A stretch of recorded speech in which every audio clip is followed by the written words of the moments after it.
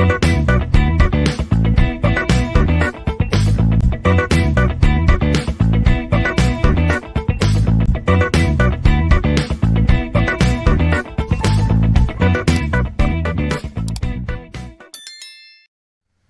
everyone. In the present session, I'll cover input-output organization.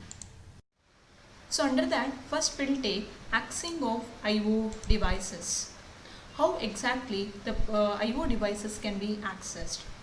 So we are having single bus structure which can be used in order to connect all the I/O devices to a computer. Each I/O device will be assigned with unique address. So bus consisting of 3 sets of lines to carry address, control signals as well as data. Whenever the processor places an address on the address lines, initially the processor will place an address on the address lines. The intended device, that means the respective device, that is I/O device, will respond to that particular command. The processor requests either a read or write operations. The type of the operations may be either read or write operations. The requested data are transferred over the data lines. So if the requested operation is read operation, the data will be fetched from the memory by the processor. If it is write operation, the data can be written into the memory by the processor. So here we can observe that we are having a single system bus to which processor, memory and I/O device 1, 2, 3 and so on till I/O device N are connected to each. So whatever the communication will takes place between the processor, memory and I/O devices need to consider via a single system bus. So there are two ways to deal with I/O devices. The first method is memory mapped I/O and the second method is I/O mapped I/O. So first we'll take what is the meaning of memory mapped I/O. So in the case of memory mapped I/O, so memory as well as I/O devices share a common address space. Memory as well as I/O devices will share a common address space. So any data transfer instructions like move as well as load can be used to exchange the informations. So for example, I can make use of move data in comma R0. The meaning is the content of data in will be copied into the content of R0. That means this instruction sends the contents of location data into R0. Here data in is nothing but input buffer register of the keyboard. Input buffer register of the keyboard. So in the case of memory map I/O, memory as well as I/O devices will share a common address space. So next we'll take I/O map I/O. So in the case of I/O map I/O, memory and I/O devices will share different address spaces. A special instruction called as in and out are used while transferring the data. That means while exchanging the data. Advantage of separate I/O space is I/O devices can deal with fewer address lines. So the suppose if you are utilizing the available address space for address space for memory as well as I/O. So if you are having fewer set of or lesser number of I/O devices, it's very easy to give the address for those I/O devices. So the advantage of separate I/O space is I/O devices can deal with a lesser number of address lines. So next we'll take address decoder. So address decoder which will enable the device to recognize its address when this address appeared on the address lines. So whenever the address decoder will decode the corresponding address which was placed by the processor on the system bus. That means finally the address will be available on the address lines or on the address bus. So similarly we are having the special register called as status register, which has the information relevant to the operation of I/O devices. So whether the I/O device is busy or not. So that status will be present within the status register. So finally the data register. So obviously the data register holds the data which is to be transferred either into the processor or from the processor. So the data register holds the data which is to be transferred to or from the processor. So we are having two buffer registers like data in and data out. So the data in, which is called as input buffer register, which is associated with the keyboard. Similarly, the data out is called as output data buffer register, which is associated with the display or printer. That means the output device. So here we can observe that we are having I/O interface for an input device. As I explained before, I/O interface consisting of address decoder, control circuits, and data, status and control registers.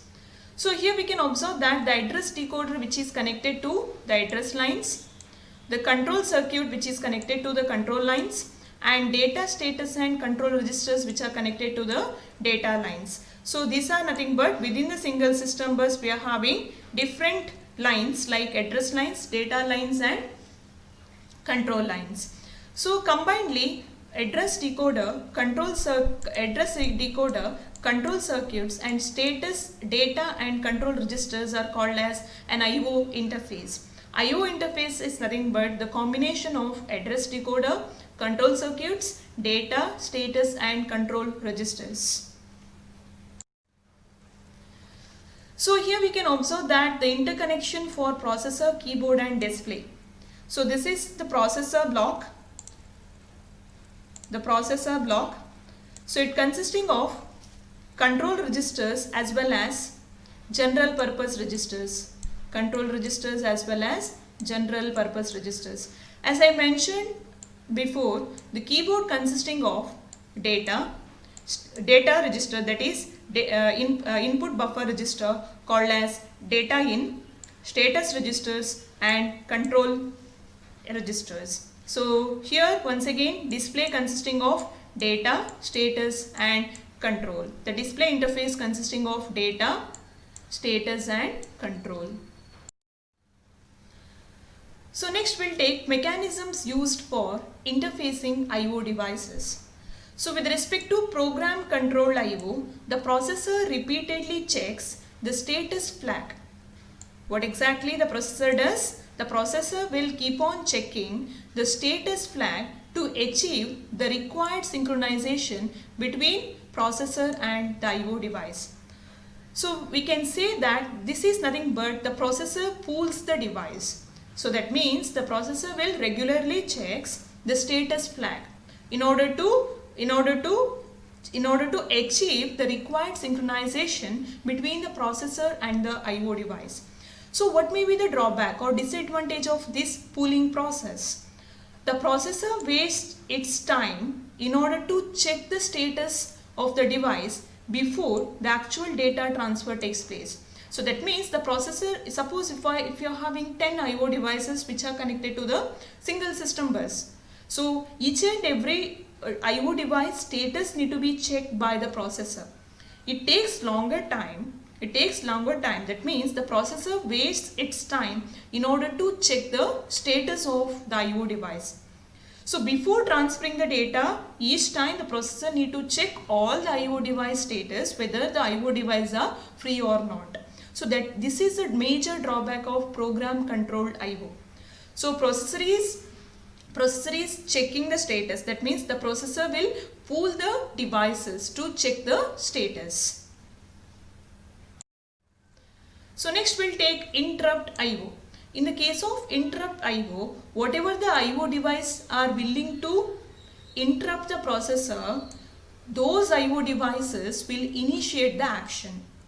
So in the program I/O, in the previous case, what we consider, the processor will check the status. But in the interrupt I/O, the I/O device whichever is willing to interrupt the processor, that will initiate the action. Instead of the processor. So that means the processor device can send an interrupt signal over the bus. Whenever the I/O device is free, So, or whenever the IO device is willing to accept the data, or ready to accept the data, or ready in order to participate in the data transfer operations. So in such situations, the IO device itself sends an interrupt signal over the bus. So that interrupt signal will be noticed by the processor and the next actions will be continued. Like this, the required synchronization is done between the processor and the IO device. So here, whichever the IO device is willing to participate in the willing to participate in the data transfer operations, so that respective IO device can initiate the action.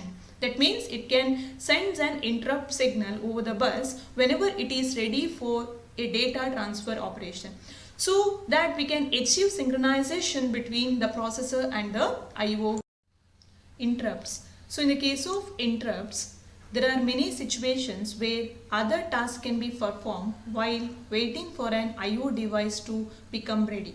That means, suppose the processor is waiting to check the status of an IO device. So instead of wasting the time in order to get the response from the IO device, whether the IO devices are free or not, the processor can perform some other task. So we can make use of a hardware signal called as an interrupt, which will be invoked by an IO device in order to alert the processor when an IO device becomes ready. So whenever the IO device is free, ready to perform any operation, so at that instant the IO device can send a hardware signal. So that hardware signal is called as an interrupt. So interrupt signal is sent to the interrupt, it will be placed on the interrupt request line. So initially the IO devices will place its interrupt request on the single interrupt request line. The processor can be performed its own task without the need to continuously check the IO device. So the processor will be performing its own task unless or until the status of IO device is ready, or the interrupt request is placed by the IO device on the interrupt request line. So the routine executed in response to an interrupt request is called as interrupt service routine. So what is the meaning of interrupt service routine? The routine or set of instructions which are executed with respect to an interrupt request is called as interrupt service routine. The processor must inform the device that its request has been recognized by sending interrupt acknowledgement signal. So initially the IO devices will place, suppose if this is the IO, so that IO device will place its request on the single interrupt request line. So this request I can take it as INT, interrupt request.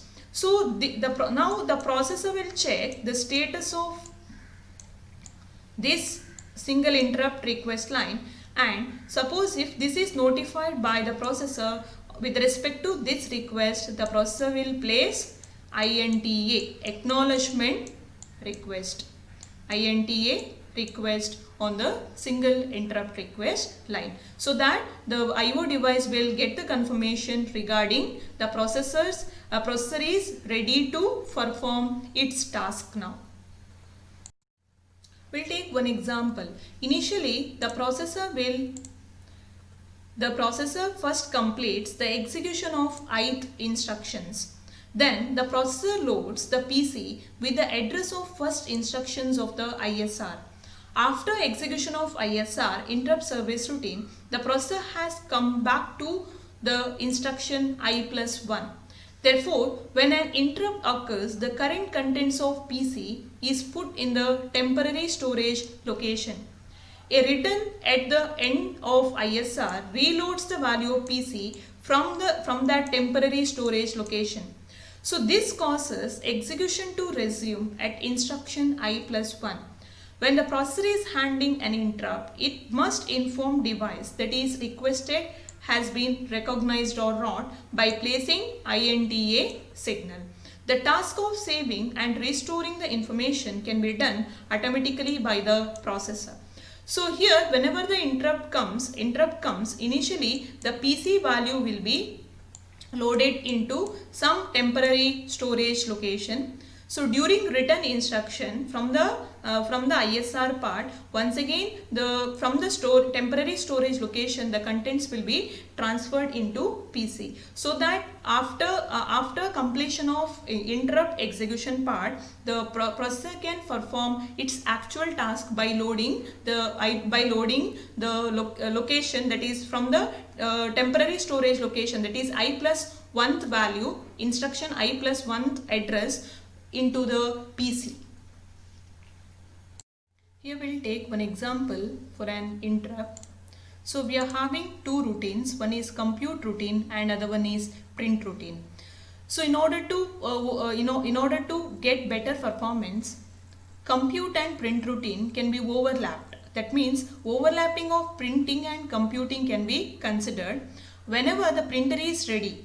So whenever the printer is ready, so it can send an interrupt request to the compute routine. So it will send an interrupt request to the compute routine. So that interrupt occurs at ith location. So this causes whenever an interrupt is requested by the print routine, so at that instant the execution of compute routine will be suspended.